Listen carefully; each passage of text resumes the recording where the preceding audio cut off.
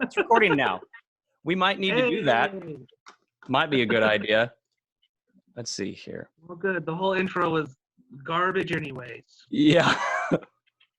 Now, I wonder... My words, let's not make the rest garbage. I bet you that I could get this stupid thing fixed. Let's see. Mute microphone, audio. This is really just all the live stream is. It's just watching me figure out how to not screw this up. Yeah. Let's do that. Let's just not mess this up. Would probably be a good idea. Adjust microphone volume. You know what? This is dumb. All right, it's fine. All right. So how do you want to do this? Because like you're wanting to kind of use this on your end for Divine Comedy, and like I can use it on my end for Okie Show. You want to just merge? Yeah, I don't. You want to just make a Divine Okie Show? Welcome to the Divine Okie Show. I'll do. Well, do you have an intro? Because I have an intro. I don't have an intro. No. Do you? Yeah. Okie Show. Yeah. Mine is, hello, welcome to the podcast that explores the heartlands, entertainment industries. I'm Brian, and we're doing a little podcast crossover today. Now, this is the live stream. So it's kind of the podcast, kind of not. But today we're talking to Mr. CJ Lance of Divine Comedy right here on Facebook Live. Yay. Yeah, and also Divine Comedy is using this too because I'm lazy and can't create content on my own. Hey, man. We both have the learning curve. We're both figuring this out as we go. Like I said, I come from such a polished world of like, oh, no one's listening to this in real time. It's totally fine. What could go wrong? No one's gonna listen to this anytime, I feel like. What was that? So it sounds like my dogs just murdered each other. Oh no. Hey, lady, everything okay? Everyone's alive. Okay. That's how I like to kick off a show. There was a turf war going on between the wiener dog and the basset hound. The wiener dog has been just beating the crap out of the basset hound. Like they have cabin fever bad. At least it's a smaller dog. Our bigger dog constantly chews on, like just gnaws on, and humps our smaller dog.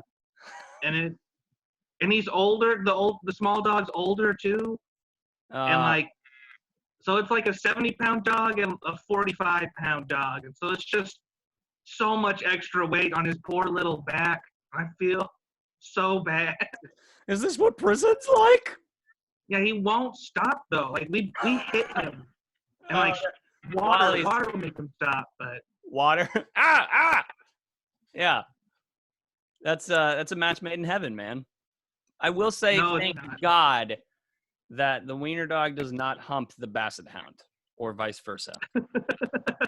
There are times, though, where the basset hound will get unruly, and, like, we used to have this big stuffed basset hound for the basset hound to play with and, like, lay on and snuggle, and he did more than that. He would do this thing where, like, I'm going to pretend I'm the basset hound. He would take the pillow, and he would do this.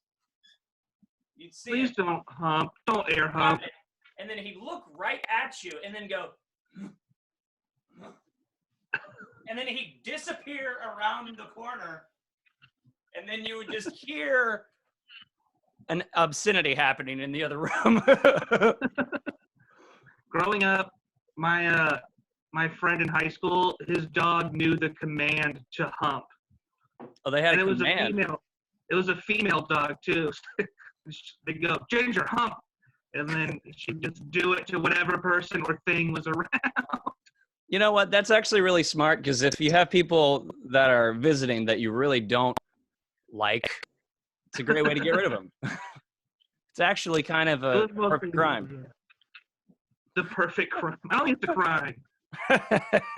Dog assault is, I guess, biting, but humping, I don't know. Yeah, I don't know.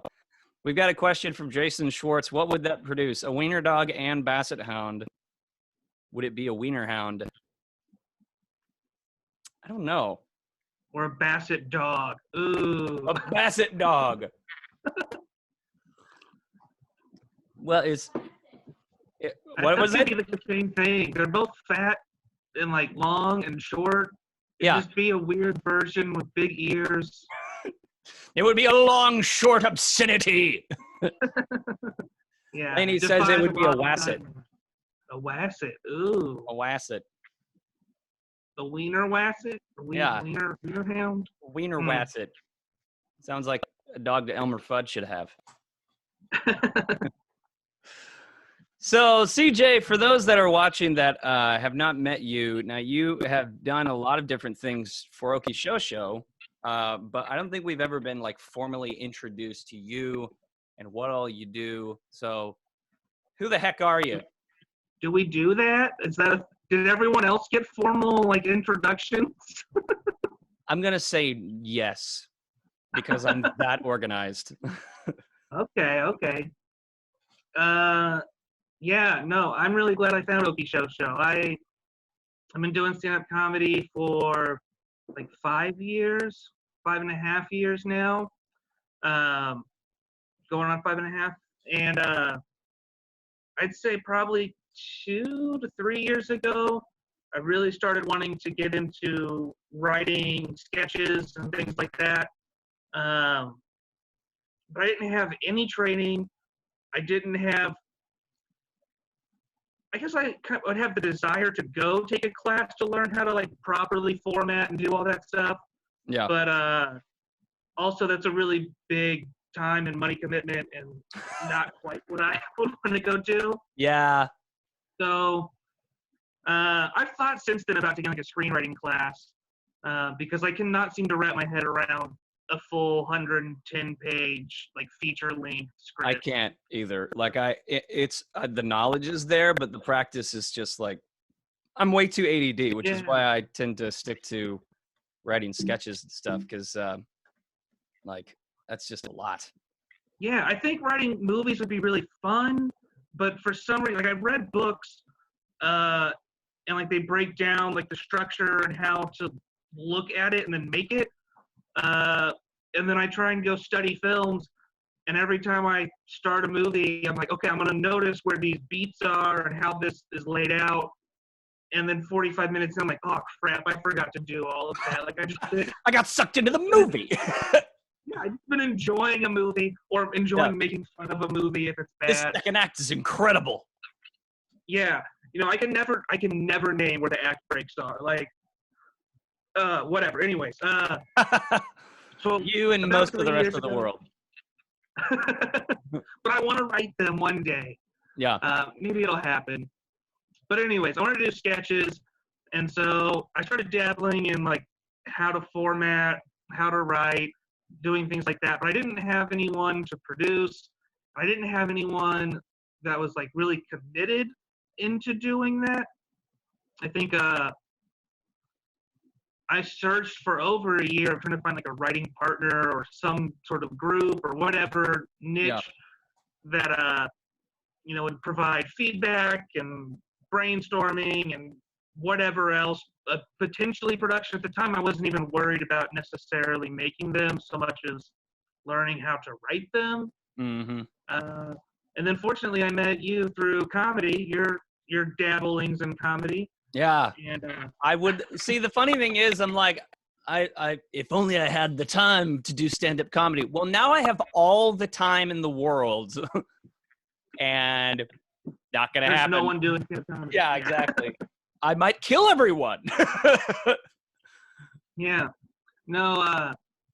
But it's interesting that like I don't know the comedy scene and the film scene in Oklahoma aren't super interwoven.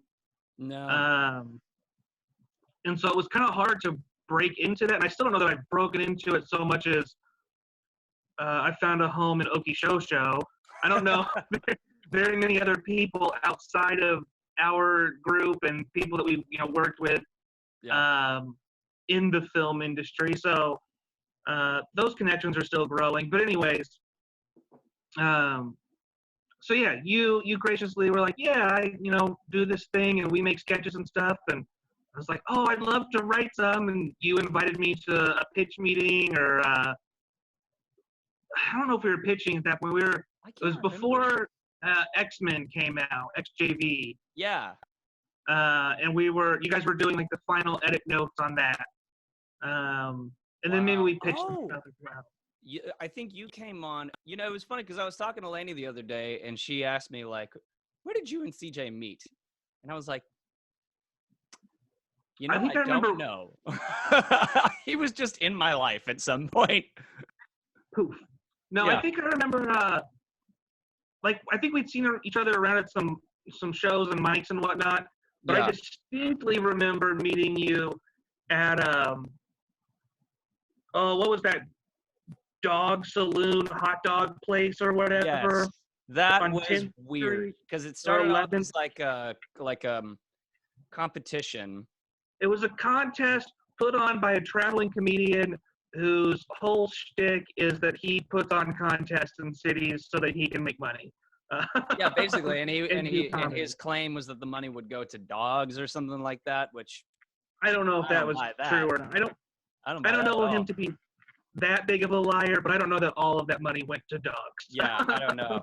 Well, and it was really weird because like I went and I participated and I didn't make it to the next round, but then the guy texted me and was like, "Hey, do you want to host?" What? So I didn't make it to the next round, but you want me to just host the whole thing? Yes. Honestly, I don't even know. I don't know if I even was in, because like he would always do, you could send a video in and $25, which that was the sketchy part. I'm like, why is anyone paying this man $25? Because then he would always run a show the first night for people to like come, and it was like tryouts basically to get in. Yeah. And then he would run the contest the next night or like whatever, maybe 2 nights away or something. And so if you went to the first show and made it, it was free. Like, you didn't have to do anything except show up. And no more than 10 people ever showed up to one of those things. They did it like 3 years in a row or something. And so it was kind of just like a waste of money if anyone gave $25. Yeah. Honestly, that year, I don't even know if I went to the first night. I think I might have been avoiding it, and he messaged me and was like, "Do you want to be in the finals?" Because he didn't have enough people in it. I think that's basically what happened with me too, is like he just needed somebody. And what was really funny, it was that like for the next round of people, everybody did their 5 or 10 minutes and then he would headline. So I was hosting, which I'd never hosted anything before, and I was like, all right, drink specials, tip your bartenders, and here's the next guy. And I got it. And I forgot his name. Oh, yeah, that happened. So, do you remember that? I forgot his freaking name, and I was like, this is the guy that put on this whole thing. Welcome to the sketch. I don't remember that, no. Hosting. Yeah, no, I've never forgotten someone's name to the point that, like, I just brought them up. Good for you. I have blanked on, like, my friends' names, and I have to give like another like, they're a really good friend of mine, or what, super funny. Put your like just another hosting cliche in there. Yeah. Well, I think. He's clubs and colleges all over the nation. But yeah, that's where I remember officially like talking to you. Was at that, and then probably just around at mics and shows, and found out about Okie Show and. I still blank on how exactly we got you into the writer's room, but I was really excited to actually have a seasoned stand-up because the rest of us have experience in filmmaking and screenwriting and that kind of thing, but stand-up is its own animal. And so I thought it was really, really useful to have you and your field experience to come in. And field experience. Yeah, field experience, man. Sounds so legit. I think and whenever I texted you about doing this, I think I said we could talk about your field experience, and then in parentheses, if you can call mine like field experience. Well, you do. You have way more than I do. That's for sure. Because like I've done a handful of shows and stuff, but like, dude, I haven't done anything in so long that I can't even remember. I'd have to like go through my notes and remember any of the jokes and stuff. But you've done a little bit of touring. You've done some shows in Boston. You've been all over the place. I don't know if I think touring. That was honestly one of my goals this year. So I wanted to do comedy in 10 different cities besides Oklahoma City and like Norman, like in the metro. I made it to 2. And Tulsa's one of them. And then the world exploded. Yeah, so that goal is on hold, but I had some other goals with like writing sketches and making them, and those are still becoming possible because I have time now and whatnot. But yeah, I've been enjoying your Facebook sketches of Dog Cop and your get together. I was so mad whenever you posted your video of you walking into a party and it's all you, because I had that exact same idea, and I was like, you know what, I could do that. You know, just make it like a practice for eye lines and stuff. And then you son of a gun, you dropped it. And I was like, dang it, he beat me to it. How are my eye lines? It's a note you gave me once. And were they better? Could they be better? They could be better, but you know what? It's okay. It's okay. It's a video for Facebook. Like, you know, I think that's part of the like, if you do it too perfect and too polished and clean, I think that, like, people just kind of tune out for some reason. Because we've kind of noticed that through our sketches and stuff of like, if it looks too much like a movie, then that can actually work against us. Yeah, I would say, especially if you're trying to do, I feel like a lot of times in sketch comedy, people want to, well, I mean, I want to do dumb things, like, you know, yell at my dog for being a bad police officer or whatever, like, you know, dumb stuff. And I've watched plenty of sketch shows that are, you know, put on Netflix or Comedy Central. And so they have these high dollar budgets, like they're super nice, like so well done. Hey, Yeah. It's a basset hound. Like they're so well done, but they're almost so good that you can't do stupid little funny things, you know, like, yeah. I watched one where someone made a dog talk, and I was like, it's not funny anymore because you have a professional person who is like moving this dog's mouth and voicing it and whatnot. You know, like if you just got behind your dog right now or put your dog on camera and then we could tell your voice was coming from under your desk and you were talking for your dog, that would be funny. But if you start, you know, doing CGI and whatnot to actually make your dog talk, it takes away from that stupid, you know, rigged together look. There's something about the lo-fi aspects of comedy that are lost when you like really overcomplicate it with high-end VFX and stuff.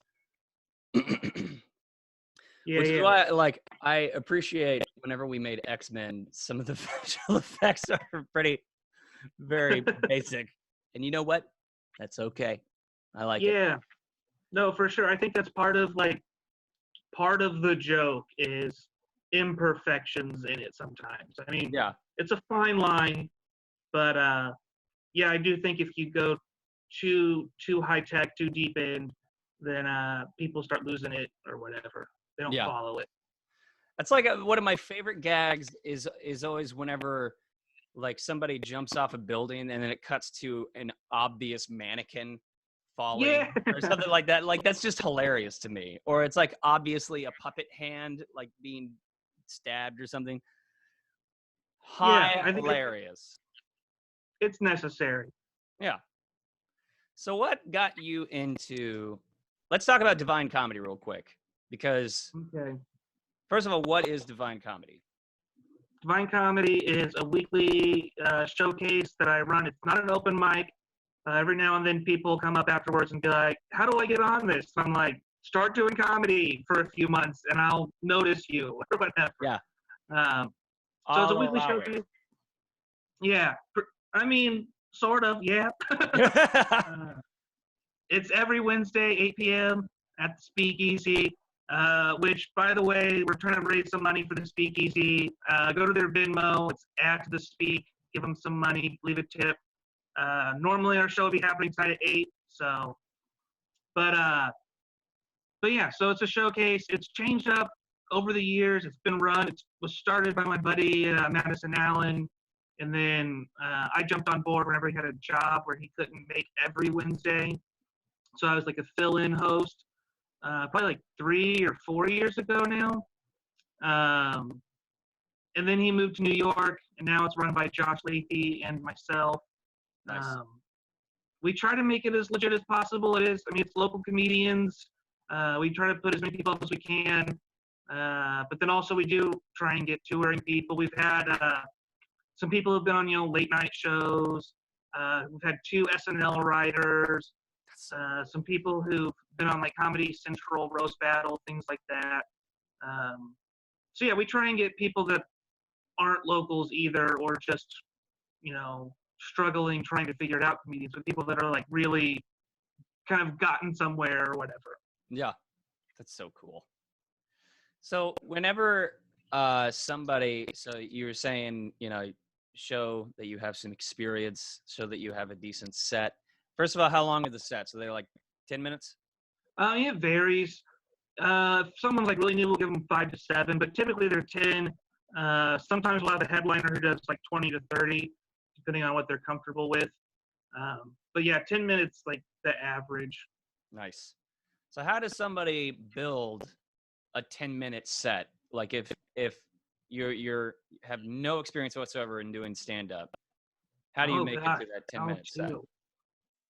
Well, so I think it varies a lot. I think I'll preface anything I say with this. I think there are useful tips for sure. Some things that are kind of like tried and true. Yeah, you should probably be doing this or not doing this.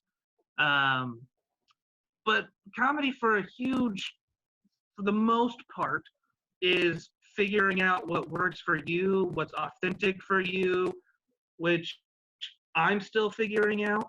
5 years in, trying to find like my voice or that's, my stage presence. Because sometimes I'll slip into a mindset of, well, what would people think is funny, rather than what do I find funny and how do I relate that then to people. Mm-hmm. So I think if you're gonna start a 10-minute set and you've never done comedy, the first thing to do is to start doing comedy. What? Almost guaranteed your first set will be bad. And even if it's not like bad, it won't be good comedy. Right. Even if people laugh a lot, it's mostly not going to be because you wrote such great material. It's because you're being a little open and honest, and it's my first time and I got a lot of friends here, and everyone's feeling that and encouraging that. So you have to start doing comedy and do it regularly, which is hard sometimes. Just sucking. Yeah, and so then you have to start writing as well. Writing is an important one. I wrote for like 6 months to a year probably before I ever got on a stage. I just kept a notebook and wrote down like things I thought were funny. Mostly because I was a little nervous. Do you write your jokes word for word, or do you have premises that you go off of? It depends. I used to write them more word for word. Now I kind of do a premise with like some punchlines or tags I think are funny, and then add from there. I will do this thing, a tip that I got from Twitter, from Gary Goldman, who's a fantastic comedian. He gives off tips all the time and whatnot. One thing he said was write down your jokes word for word. Kind of whenever you are working on perfecting them. So you've already got it written, but then write it down word for word. Leave a space in between, like a line in between each row, and then go back and cut out what isn't funny, add alternate words or things that you think might be funnier than what you have, and kind of edit that way and go back. But then again, I've also heard Nate Bargatze, who's a fantastic comedian, one of my favorites. He said he doesn't do his jokes word for word. He tells them a little bit differently each time because that's the way his brain works. So there's not like a specific way to do it. Just you have to start trying things so that you can find what works for you. Yeah. But I still have no idea. For me, like I feel like I don't know. I I feel like I do a lot of yelling. Yeah, volume's definitely a thing to play around with. But yeah, so I guess going back to if you're trying to start comedy or whatever, build a 4-minute set first. Start with that. Once you think you have the 4 or 5 minutes, then kind of relook at it again, revisit it, and think, okay, what's like, record yourself. Anytime you're doing comedy, record yourself, so you can go back and listen to it and find out, okay, what parts were laughed at most, what parts were not laughed at, what was I hoping to get out of this part, did it work, did it not, and then you can really critique it from there.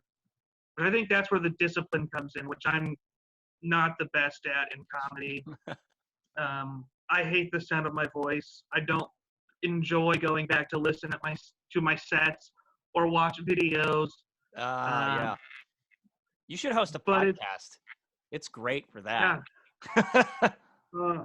No, it sounds odd. I hate it. I won't watch this. I will say, like, it's actually really funny to me, like, since I work in the world of listening to people's voices constantly, I latch on to people's voices quite a bit. And I love your voice. Like, your actual talking voice is perfect to me, it's perfect for comedy because, like, you just have a very, like, especially because we've shot a sketch where you get angry. And it's really funny because you have kind of a softer voice, but hearing that contrast of the tone of your voice with what you're saying is really funny. Okay. I'm like I was saying earlier, I'm still figuring out, I guess, stage presence and things like that. And so that is a thing that I play around with some. I don't yell a lot in my comedy, but I think when I'm hanging out with friends or family or whatever, and I'm being funny, I go straight to yelling. Like, I find it hilarious in certain instances. Yeah. Oh, me too. Fake anger is like one of the pinnacles of what I find funny. Can't we all be Lewis Black? Oh, yeah. But no, so I'm still. You got a funny yell too, by the way. Oh, well, thank you. Yeah. So I think you're really easy to laugh at. Thank you. But you have to be careful, or like I have to be careful to not catch people off guard, because if I don't do it enough and then I try and just like shove it in somewhere, people are like, whoa, what's happening? Like, why is he suddenly doing this? Like, yeah, it's almost if you're watching a scary movie and there's an intense quiet scene and then all of a sudden that big bang, it's startling rather than like, oh, I saw that, like it's part of the thing or whatever. Yeah. Like, was he supposed to do that? Because I'm scared now. So yeah, but thank you for those kind words. Look for CJ on the upcoming Okie Shosho original sketch that he wrote and is starring in. It's called Gut Punch. Yeah, that's scary for sure. Well, yeah, because you're the lead. You are the lead. I was really nervous about doing. Like, I wanted to do it like really badly, but also I was like, gosh, I hope I don't ruin this thing. Like, with trying to do this right away or whatever. Like, I think it's only the second thing I've acted in or something like that. Well, I'm trying to think, because you were in Facebook. You had a little cameo in Facebook, which was really fun. You were Travis the douchebag with your jet ski. And then I don't even know if I would count that. That was like me dropping by. It was a cameo. It was a nice little CJ cameo. Yeah. A Lance. But No, we recorded the other sketch. I'll just say Ding. We recorded Ding the month before this sketch, and but it gave me practice of like being in front of the camera. But part of my character in that sketch was that I had no lines. Yeah, so, even better. It didn't give really me easing you into this world, CJ. Okay, now this time we're gonna give him one line, and then the next one we're gonna give him all the lines, all of them. Yeah, but I'm curious to see what people think of the one coming out. I'm pretty excited about it. I think it's gonna be really, really good. It's so weird because we've been in quarantine, so I have literally zero excuse to procrastinate on anything, and I feel like I'm way behind on the edit for that. So, it's coming. It's coming. I just realized today that it's Wednesday, and that I have a new episode for the podcast coming out on Monday. That, dude, I have no sense of time right now. I can't even tell you the last time I showered. Like, I've got my quarantine hair going on right now. Sexy. Ugh. It's getting long, man. So I guess I wanted to ask you some questions too, and that's good. What was the initial premise of Okie Show? Was it a podcast or was it sketches? Was it both? So the original concept was that it was going to be a live show in front of an actual audience, and that it was going to be kind of a mix between the Nerdist podcast and the Harmontown podcast, where we were doing comedy bits and we were talking to industry professionals about different aspects of the industry and stuff. And I realized pretty quickly that the notion of having an attractive enough show to have a full audience like every other week was going to be just too much to work with. So I know Divine Comedy struggles with that a lot. That's like the hardest part of Divine Comedy. And God bless them, like Oklahoma audiences are pretty tough to get to come out to things. Even without a pandemic. It's weird. Now their lives are on the line. I've always looked at it as like Oklahoma audiences. In Oklahoma, there's not a reason, like you have to have a reason to leave your house. No one's just like, very few people are like, let's just go out tonight or go do this thing. Like if you don't have to drive anywhere, you already drove to work and it was, everything's 10 miles away or something. Yeah. It takes 15 minutes to get there, but it's still like far away kind of. And the weather always sucks balls, so it's like, why would I want to go out and enjoy this awful weather? Yeah, that as well. But yeah, if there's no foot traffic, so I think that really cuts down on people like, I guess we could check out this place. Like if they don't know something exists, then there's no way they're going to go to it. And not a lot of people are like just out and about trying tons of new things, especially in the arts, I feel like. Yeah. Everyone in Oklahoma is going to go try a new restaurant, but yeah. That's Oklahomans are all about eating.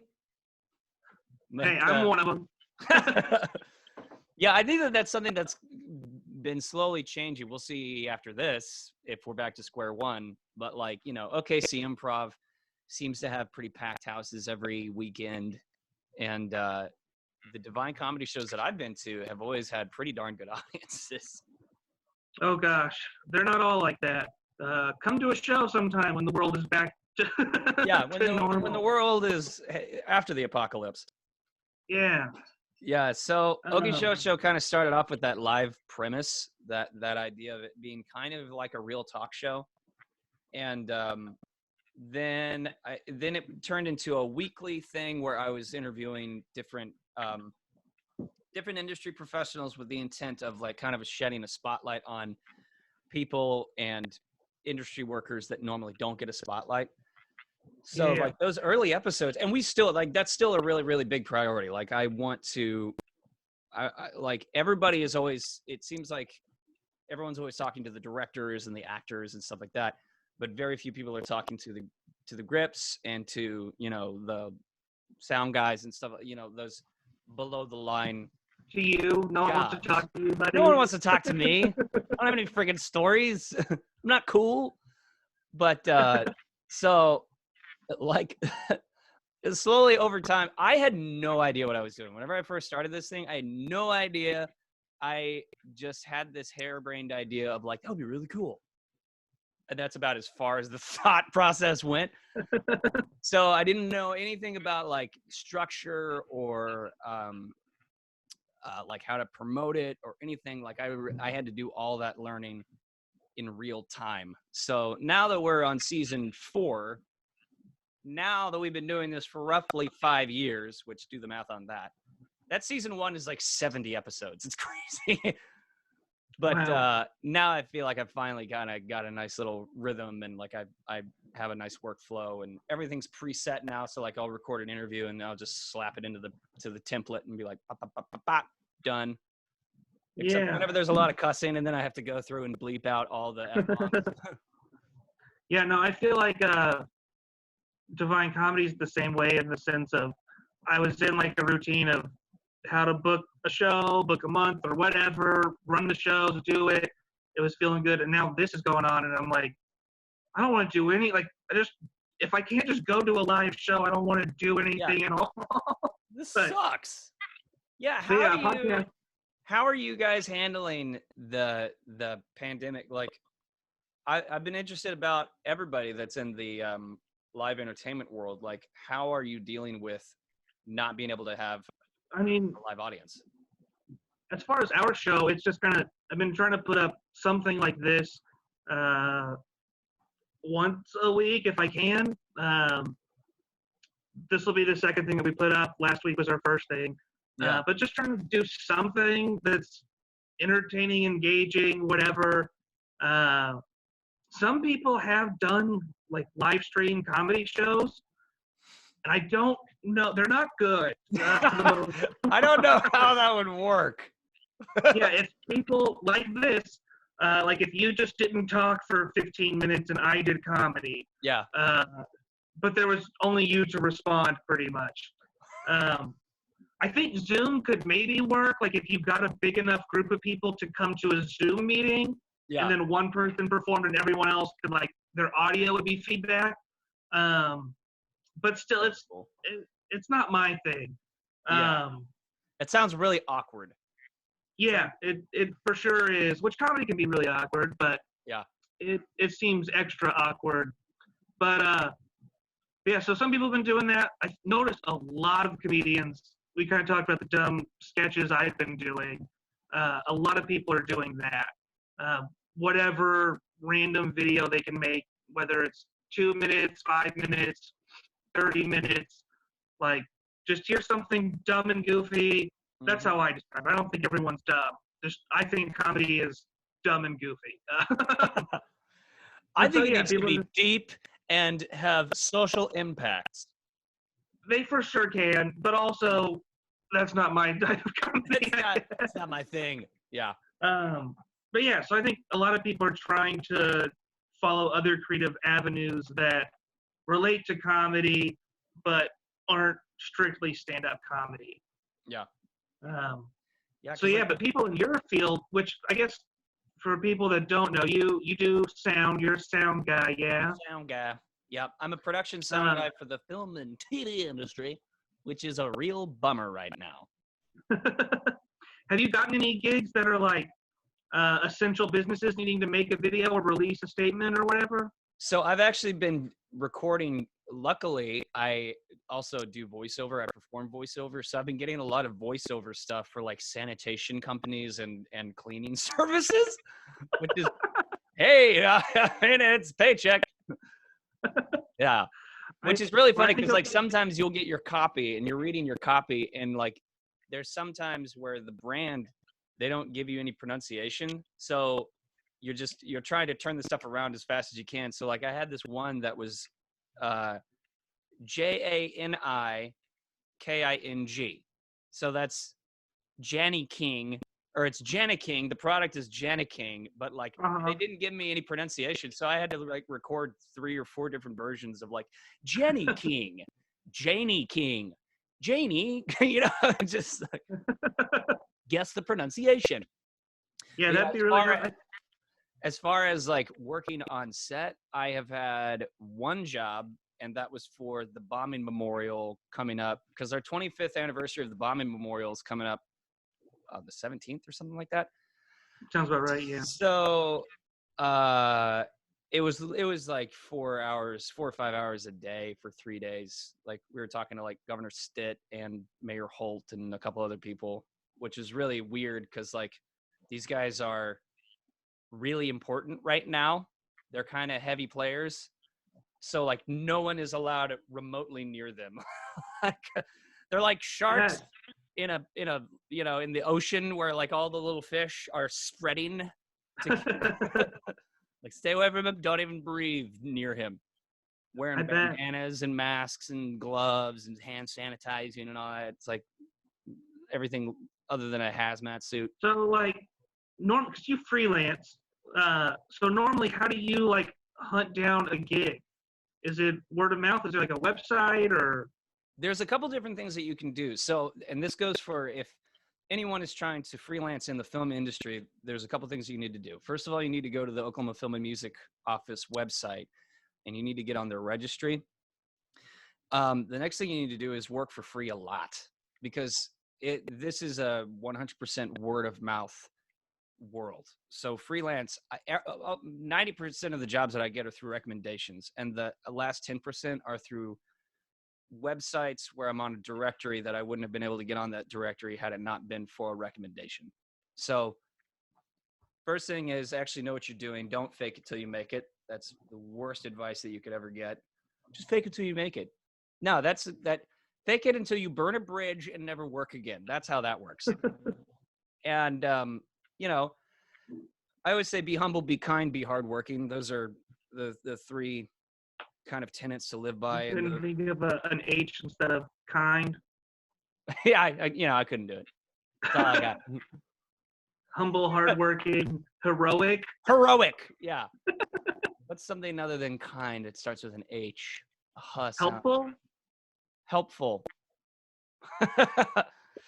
No, like humility and like actually following through with being hardworking really goes a long way, because there's a lot of entitled people don't last very long, because it's very survival of the fittest, because entitled people tend to come across as just being lazy douchebags. Those guys don't last very long. Yeah. So yeah, that's the main thing. Like just being friendly to people and proving that you're actually worth your salt is going to get you more recommendations down the line. Yeah. So how did you, I've always been curious, and I don't think we've ever had this talk. Did you start out wanting to do sound, or no? Fall into I stumbled into it like, yeah. I originally was just like every other film student on the planet. Like I wanted to act and direct and write and produce and all that kind of stuff. And whenever I graduated from film school, I started getting actual work in the lighting department. I was originally kind of moving in the direction of camera. And then I got a job at a studio where everyone was terrified of sound, but I had played live music, as you can see behind me. Yeah, you have a very good band, right? You and Lainey. It's a massive band. It's 2 people, my wife and I. I said good, very good, fantastic. But yeah. So like, since I had musical background and I'd recorded in studios and stuff, they were like, "Oh, okay, well then you know how to do sound. Cool, you're a sound guy now." I'm like, but I have other things I can offer. And they're like, "No, you're sound." So but the nice thing about that was that the bar of expectations was pretty low, so I was able to fail upwards. Yeah. Pretty well, and I did that for about 2 or 3 years, and then I started. I can't remember where I met. Honestly, like O Fidelis, the band O Fidelis, kind of was a good foot in the door of just knowing people. And so from knowing people, they started to find out that I was doing more sound stuff. And so I just kind of stumbled onto working in features. And then, now I'm working on different TV series and features that come through and documentaries and all sorts of crazy crap. Yeah. What is, I don't know, most exciting or most you've enjoyed? What production have you enjoyed most Do you have one? I know you have crazy stories because you spent like a month or two in like Ethiopia once, and I did a month in Rwanda for a documentary that was it never Rwanda, actually. not Ethiopia? Yeah. Well, I I stayed overnight in Ethiopia, and that's where I got Okay. shot at. So that was fun. Okay. That's why I know that story. Okay. Yeah. I had so for the listeners, I did a shoot that lasted for about a month in Kigali, Rwanda. But on the way there, we had an overnight layover in Ethiopia, in Addis Ababa, Ethiopia. And I don't know how it is now, but back in 2007, it was rough. So they carted us all to this hotel, and then the driver, he took us down this back alley, and it's like clearly the red light district. Like there's like you seeing people like hookers like hooking up and stuff, and like it's just rough. Hookers hooking. Those hookers were hooking. They had a shepherd's hook. That's how they do that, right? And, yeah. So we went down apparently the wrong alleyway, and this guy, well, our driver got out and went into the building, and then it's kind of quiet. And it was really weird because I was very hungover because I didn't realize on the flight I drank some whiskey, and I didn't realize that whiskey hits you way harder when you're 80,000 feet up in the air. I'm super hungover, probably still really drunk. And I'm in a van full of all these Congans. And it's just me and all the Congans. And they're already upset because they want to get to their hotel and they want to get to bed. It's late. And the driver busts out of the building and just starts hauling to the van. And this guy just comes out of the hotel and just starts shooting at us. Like he's got a freaking automatic rifle. I don't think he was trying to actually shoot us. I think he was just trying to scare us off. Because if he was actually trying to shoot us, he would have been the worst shot ever in the history of mankind. Well, we were right there. Yeah. And so me in my hungover drunkenness, I'm like, what is going on? The Congans are freaking out. We're bouncing down this alleyway backwards, and the driver's cussing and freaking out. And like, I'm just kind of trying to maintain. And so do you think that? Oh, yeah. Is there an end date? Oh well, that's pretty much it. I mean, like we all lived, so yeah. Was that the craziest? Do you think that's the craziest interaction you've had in your line of work? That might be the risk. That might be one of the riskiest that I've done. Like the documentaries are obviously always way more high risk than features, because features usually have like a union rep who makes sure everyone's safe. But I think there was Tiger King, which was weird the way that we shot it, just because like we didn't have any security and stuff, and like there were guns everywhere, and it seemed like no one knew how to use them properly. Yeah, no, for sure. That was a little sketchy. It's the only time I've ever brought a firearm with me to a job. Yeah, I heard you mention that on the podcast where you talked about Tiger, which everyone should plug that podcast real quick. That was a great episode. If you haven't watched our little analysis of Tiger King, you should go to Okie Shosho's YouTube channel, where you'll find this video, and you'll be able to find that other one where we talked to criminal behaviorist Sarah Kalin, and she's awesome. She's awesome. Yeah, it was super interesting. And I don't know, I think especially now, like Tiger King's blowing up in our culture and whatnot. Like it's weird. I don't know. Man. It's weird. Because there comes a point where like when you're involved in something and you're a part of something, you know, you always have that feeling of connection to it. And this is the first one that I've ever worked on. I've worked on things that people have seen and stuff. Like I worked on True Detective, and I worked on, you know, I Can Only Imagine, and a couple other movies that people know. But this one is the first time that it's ever like exploded in this freaking phenomenon. Yeah. And like, it's weird how it transitions into, it feels very separate from you. Like no longer do you feel like you're a part of it. Now it's taken on its own life, and it's a part of the zeitgeist. And it's weird to be able to just enjoy it along with everybody else now. And then having to kind of remind myself that like I was actually there and like experienced certain things and touched Joe Exotic. Touched Joe. But you touched Joe Exotic before you ever did sound for Tiger King, yeah? Touched him, and he touched me right back. And then he gave me meth and guns. And I was one of his great husband? Were you married to Joe Exotic? Can you imagine? You could put that on a resume. Yeah, it says here you were married to Joe Exotic. You're one of his straight husbands. You're hired. For our social media manager. So you've done some pretty interesting things. What Okie Show? I know, not in my time. I brought Okie Show down, but you guys have won some. You've won some awards and things like that, yeah. We have, yeah. We won twice in a row. It's funny. I was actually thinking about this today. Like, I'm not much of a trophy guy, so they just kind of like sit behind stuff. But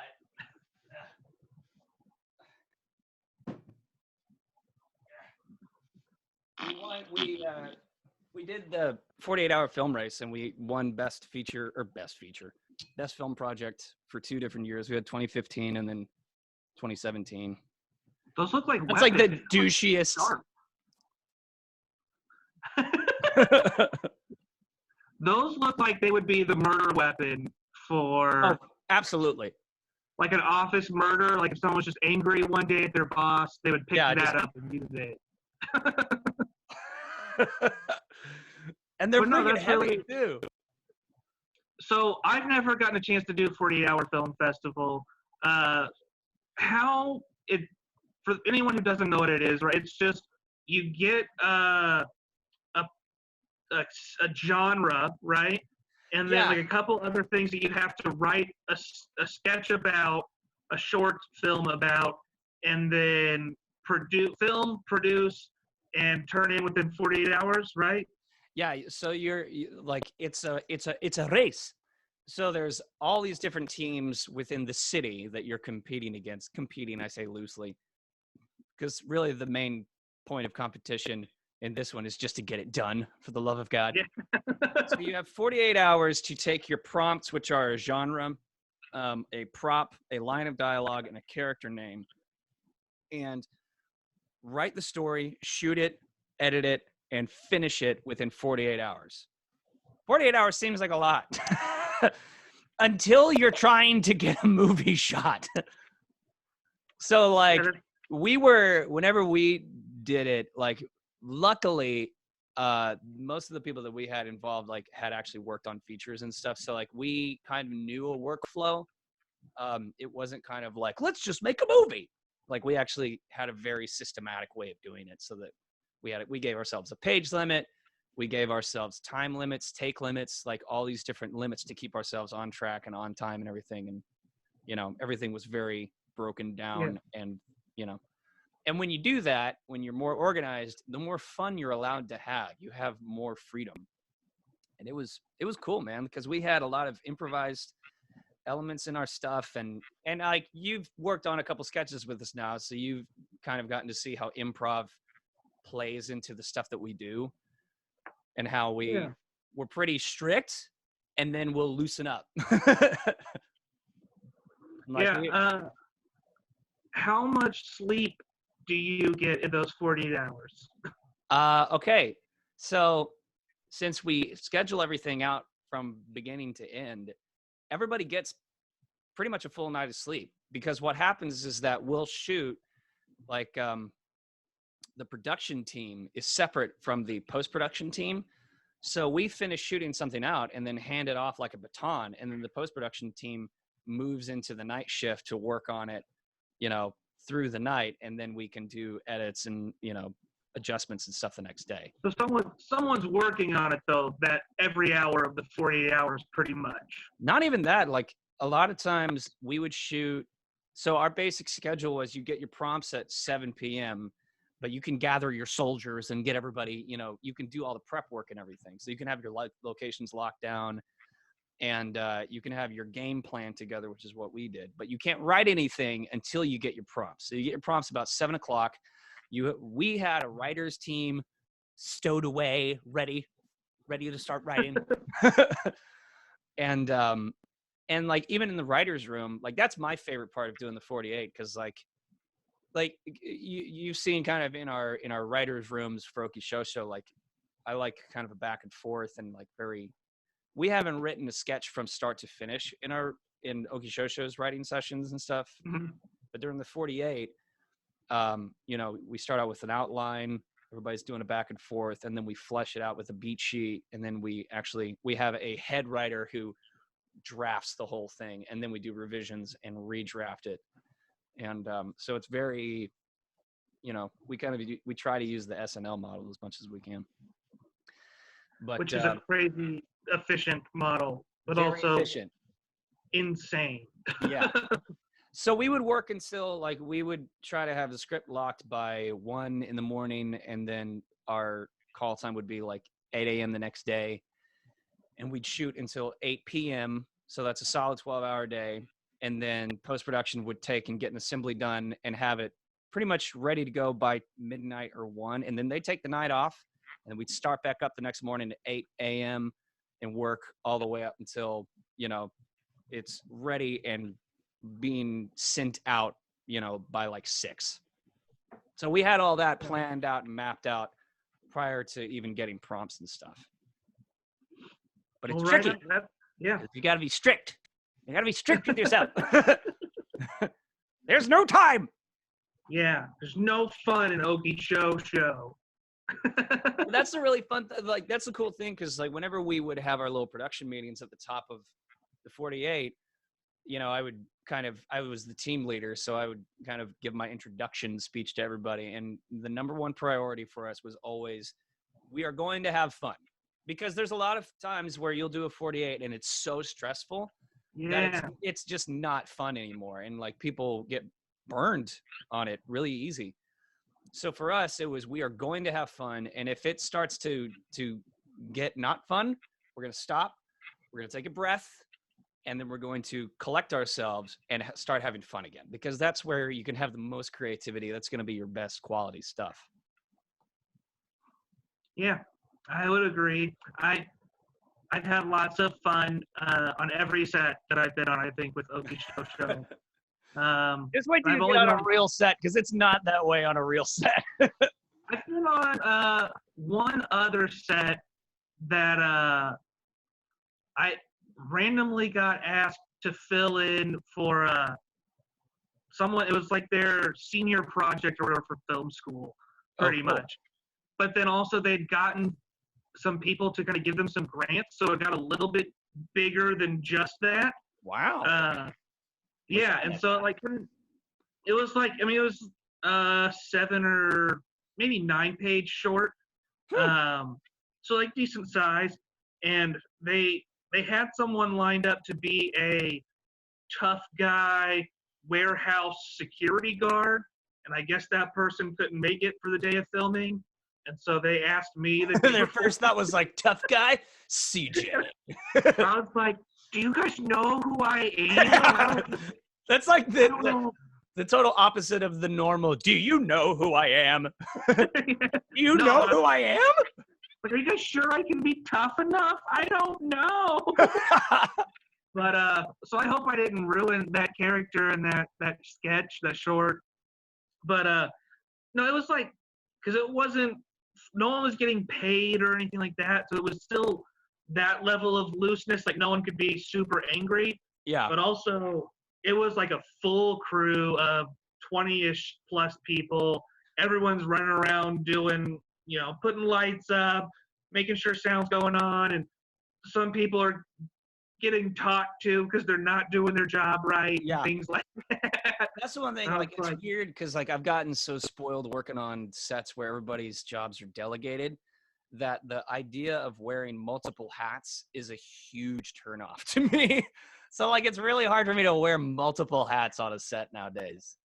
It's really hard for me to. I remember we were doing the Christmas car commercial sketch, and I was just biting my tongue the whole time. I was like, I want to say something like about like, oh, I think it'd be funnier if you said it like this. But I was like, I'm not the director. A couple people were like, on a normal set, you really shouldn't be talking to the actors. And I was like, I know. Yeah.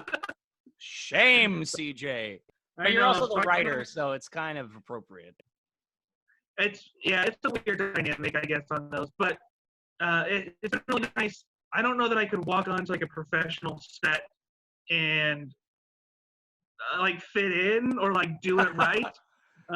You'd probably have the standard, first time look of. Yeah, no, for sure. But I think through Okie Show, like it's still a step up. I was gonna say it's a big step up from anything that I would be doing or would ever think to do production wise.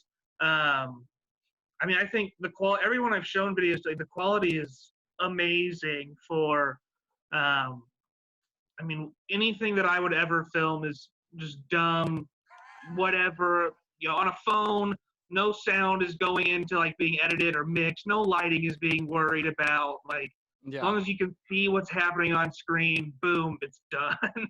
I wonder sometimes if that's partially because like all of us that are involved, like since that's what we do for a job, there's like that emphasis of like, if this looks like crap, then everyone's gonna think that I am like crap. Yeah, no, for sure. I think I've accepted that because there have definitely been times like whenever we were producing things or making like I'm like, I don't care about that. Dumb this down. No. From my perspective, like. I don't care, like, I don't know, I don't know if we can get enough background extras where I'm like, I don't care if there's no, like, it can look dumb, but as long as the point gets across, like, it'll be fine. There's been moments where, like, we'll be overthinking something, and then I'll just kind of snap out of it and be like, this is for YouTube. It's fine. This is a YouTube video. Everyone relax. Isn't it interesting, like, YouTube, the videos that started on YouTube, like, people are still putting out the same crappy quality and dumb content like the whole time, but it's still like it holds up in a way, Oh yeah. Well, it's I don't know why that is. I just know that it is that way of like people accept, like when you're watching Netflix or you go to the theater, you have an expectation. And like with YouTube, since it started off looking like crap, that expectation has always been there. Yeah, I guess that makes sense. No one said it had to look good. As long as it's just funny, it can go viral. It can be shown on every news station, on Ellen, on whatever, and then they'll interview the person. Like literally anything can happen on YouTube. It's crazy. It's crazy. I wonder.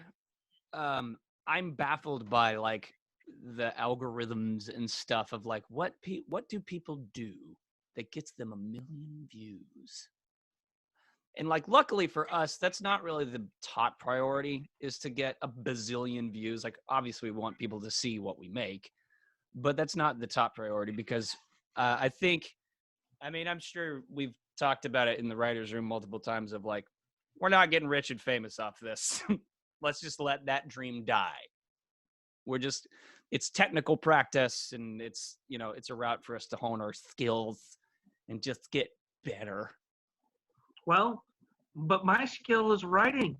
I want to get rich and famous off of writing. That'd be amazing. No, you will not get rich and famous.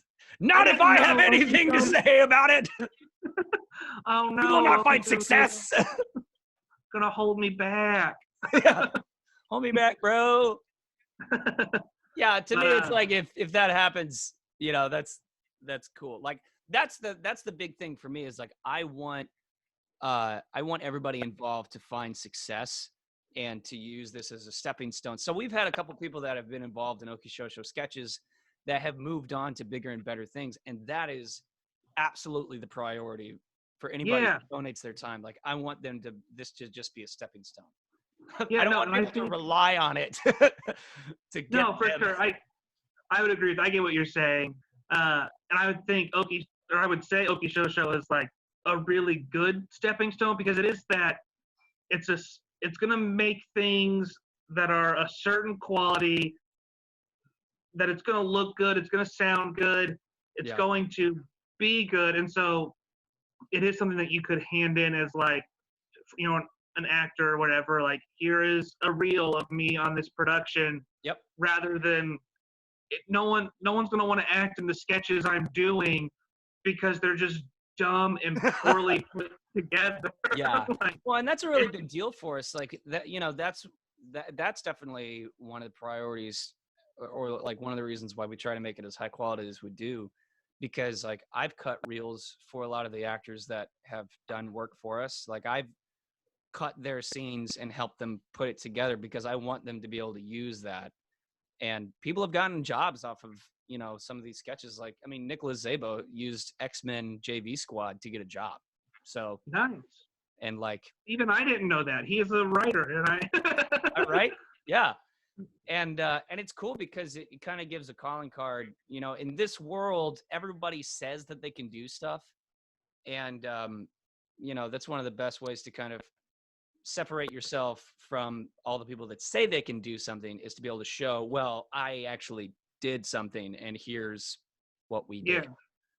And, so it's been really cool to see everything growing, and then this pandemic happening and everything screeching halt.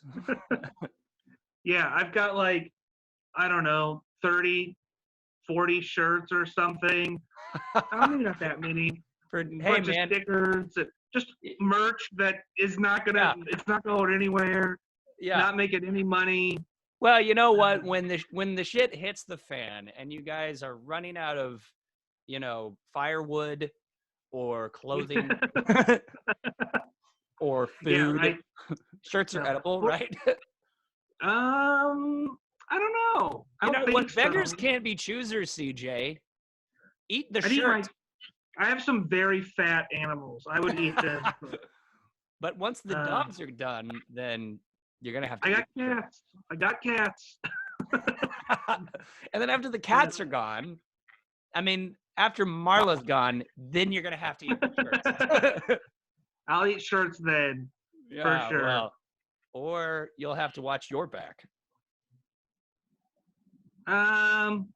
I would be the prime eating. I'm bigger. Marla's got those shifty eyes. Wouldn't trust her. Well, buddy, where can people find you or Okie Show or both on the interwebs? So you can find Okie Show at www.okieshowshow.com, and then we are on Facebook, Twitter, and Instagram at Okie Show. And if you watch any of our stuff and you like it and you want to get involved and help us make more, you can go to patreon.com/Okie Show and be a patron, and we'll love you forever, and you'll get special behind the scenes stuff and do that and all that. And you, CJ, where can we find you? So go follow Divine Comedy. It's at Divine Comedy OKC on Instagram, Twitter, Facebook.